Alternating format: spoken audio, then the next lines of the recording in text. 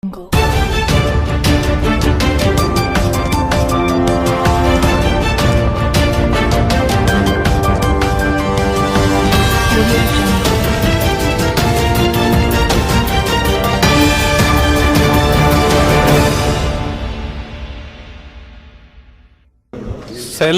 ಜಾತಿ ಜನಾಂಗಗಳಲ್ಲಿ ಬಡವರಿದ್ದಾರೆ. ಎಲ್ಲರಿಗೂ ನ್ಯಾಯ ಕೊಡಬೇಕು. ಹೇಗೆ ಕೊಡ್ತೀರಿ ಅನ್ನೋದೇ ಪ್ರಶ್ನೆ. ಈ ದೇಶದಲ್ಲಿ ಸ್ಕೀಮ್ಗಳಿಗಿಂತ ಸ್ಕ್ಯಾಮ್ಗಳೇ ಜಾಸ್ತಿ ಆಗ್ತಾ ಇರೋದು. ನೀವು ಯಾವ ಸ್ಕೀಮ್ ತಂದರೂ ಶ್ರೀಮಂತರಿಗೆ ಸ್ಕೀಮ್ ಹೋಗುತ್ತದೆ ಹೊರತು ಬಡವರಿಗೆ ಹೋಗ್ತಾ ಇಲ್ಲ. ಇದನ್ನು ಬಗೆಹರಿಸೋದು ಹೇಗೆ? ಇದನ್ನು ಚಿಂತೆ ಮಾಡಬೇಕು. ಜಾತಿಗಳನ್ನು ಈ ರೀತಿ ಒಡೆಯೋದ್ರಿಂದ ಯಾರಿಗೂ ಏನೂ ಪ್ರಯೋಜನ ಇಲ್ಲ.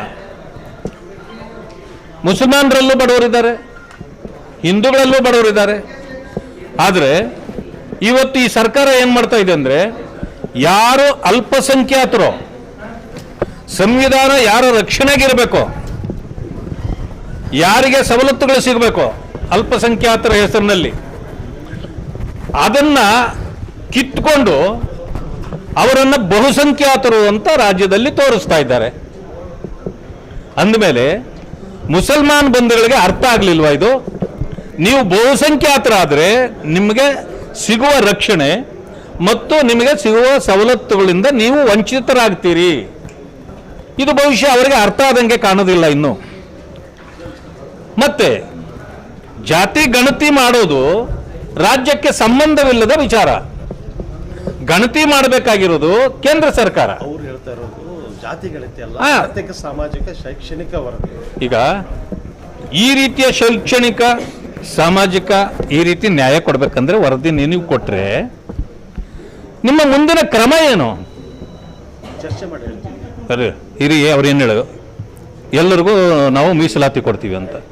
ಮೀಸಲಾತಿ ಕೊಡೋದು ನಿಮ್ಮ ಕೆಲಸವೇ ಅಲ್ಲ, ನೀವು ರೆಕಮೆಂಡ್ ಮಾಡಬೇಕು ಕೇಂದ್ರಕ್ಕೆ. ಅದರಿಂದಾಗಿ ಗೊಂದಲ ಸೃಷ್ಟಿಸಿ ನಿಮ್ಮ ಅಧಿಕಾರ ಸ್ಥಾನಗಳನ್ನು ಉಳಿಸ್ಕೊಳ್ಳಲಿಕ್ಕೆ ನಿಮ್ಮ ಪಕ್ಷದಲ್ಲಿ ನೀವು ಒಂದು ಇಡೀ ಜನಾಂಗಕ್ಕೆ ನಿಮ್ಮಲ್ಲಿರೋ ಗೊಂದಲ, ಕಾಂಗ್ರೆಸ್ನ ಗೊಂದಲವನ್ನು ತೆಗೆದುಕೊಂಡೋಗಿ ಇದು ಜನಾಂಗೀಯ ಗೊಂದಲವನ್ನಾಗಿ ಮಾಡ್ತಾ ಇದ್ದೀರಿ. ಆದ್ದರಿಂದ ನಾನು ಕೇಳ್ತಿರ್ತಕ್ಕಂಥದ್ದು, ಇವತ್ತು 17ನೇ ತಾರೀಕು ಕ್ಯಾಬಿನೆಟ್ಟಲ್ಲಿ ಏನು ತೀರ್ಮಾನ ನಿಮ್ಮದು? ನೀವೇನು ಸಮಿತಿ ಮಾಡಿ ಅವ್ರಿಗೆ ಬಿಡ್ತೀರಾ? ಸಬ್ ಕಮಿಟಿ ಮಾಡ್ತೀರಾ ಕ್ಯಾಬಿನೆಟ್ದು?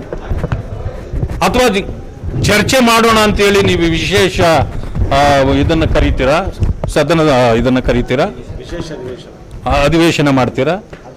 ಇದು ಯಾವುದು ನಿಮ್ಮಿಂದ ಹೊರಗಡೆ ಬರ್ತದೋ, ನಿಮ್ಮ ತೀರ್ಮಾನ ಏನಾಗ್ತದೋ ಅದನ್ನು ಆಧರಿಸಿ ವಿರೋಧ ಪಕ್ಷಗಳ ತೀರ್ಮಾನ ನಾವು ತೆಗೆದುಕೊಳ್ಬೇಕಾಗ್ತದೆ. ಅಲ್ಲಿ ಒಂದು ನಡೆದ ಚರ್ಚೆ ಏನಂದ್ರೆ, ವೀರಶೈವ ಲಿಂಗಾಯತರು ಮತ್ತು ಒಕ್ಕಲಿಗರ ಸರ್ವೆಯನ್ನ ಮತ್ತೆ ಮಾಡುವೆ ಸೇರಿಸ್ತೀವಿ ಅಂತ ಒಂದು ಚರ್ಚೆ ನಡೆದಿದೆ. ಈಗ ಮೊದಲೇ ಸರಿಯಾಗಿ ಮಾಡಲಿಕ್ಕೆ ಇವರಿಗೇನು ತೊಂದರೆ ಏನಾಗಿತ್ತು? ನಿನ್ನೆ ಹೇಳಿದ್ದಾರೆ 200 ಕೋಟಿ ರೂಪಾಯಿಗಳು ನಮಗೆ ಖರ್ಚಾಗಿದೆ ಅಂತ. ಯಾರ ಹಣ ಇದು? 200 ಕೋಟಿ ಹಣ ನೀವು ಈ ರೀತಿ ವೆಚ್ಚ ಮಾಡಿ ಅಲ್ಲಿಗೆ ಅದು ಸರಿಯಿಲ್ಲ ಅಂತ ಬಂದರೆ ನೀವು ಏನು ಮಾಡ್ದಂಗಾಯ್ತು? ಹಣ ಪೋಲು ಮಾಡೋದಲ್ಲ ಕಲಿಬೇಕಾಗಿರೋದು ಸರ್ಕಾರ. ಸಣ್ಣ ಪುಟ್ಟ ತಪ್ಪುಗಳಿದ್ರೆ ಅದನ್ನು ಸರಿ ಮಾಡ್ತಕ್ಕಂಥ ಕೆಲಸವನ್ನು ಮಾಡಬೇಕೇ ಹೊರತು ಈ ರೀತಿ ಹಾರಿಕೆ ಉತ್ತರ ಕೊಡೋದು, ಏನೋ ಯಾರ್ದೋ ದುಡ್ಡು ಎಲ್ಲಮ್ಮನ ಜಾತ್ರೆ ಮಾಡೋದು, ಇದೆಲ್ಲ ಬಿಡಬೇಕು. ಮಾಡೋದಾದ್ರೆ ಎಲ್ಲ ಸರ್ವೆ ಮಾಡಲಿ ಅಂತ ಹೇಳ್ತಿರೋ ಅಥವಾ ಇದನ್ನು ಒಪ್ಕೋತಿರೋ ನೀವು? ಅಲ್ಲ, ನಾನು ಹೇಳ್ತಕ್ಕಂಥದ್ದು ಇವತ್ತು ಕೆಲವರಿಗೆ ಖುಷಿ ಕೊಡುವಂಥದ್ದು ಇರ್ಬೋದು, ಬೇಸರ ಆಗುವಂಥದ್ದು ಇರ್ಬೋದು. ವೀರಶೈವರು ನಂಬರ್ 1 ಅಂತ ಮೊದಲಿತ್ತ. ಅದಾದಮೇಲೆ ಕಳೆದ ಒಂದು ಇದನ್ನ ವರದಿ ಕೊಟ್ಟರು ಕಾಂತರಾಜು, ದಲಿತರೇ ನಂಬರ್ 1 ಅಂತ. ಈಗ ಮುಸ್ಲಿಮರೇ ನಂಬರ್ 1 ಅಂತ ಬಂತು. ಅಂದ್ರೆ ಯಾಕೆ ಈ ಗೊಂದಲ? ಒಂದು ನೇರವಾಗಿ ಒಂದು ಸರ್ಕಾರ ಯಾರ ಪರವಾಗಿಯೂ ನಿಲ್ಲಬಾರದು, ಸರ್ವರ ಪರವಾಗಿಯೂ ನಿಲ್ಲಬೇಕು. ಇದು ನಮಗೆ ಬೇಕಾಗಿರ್ತಕ್ಕಂಥದ್ದು.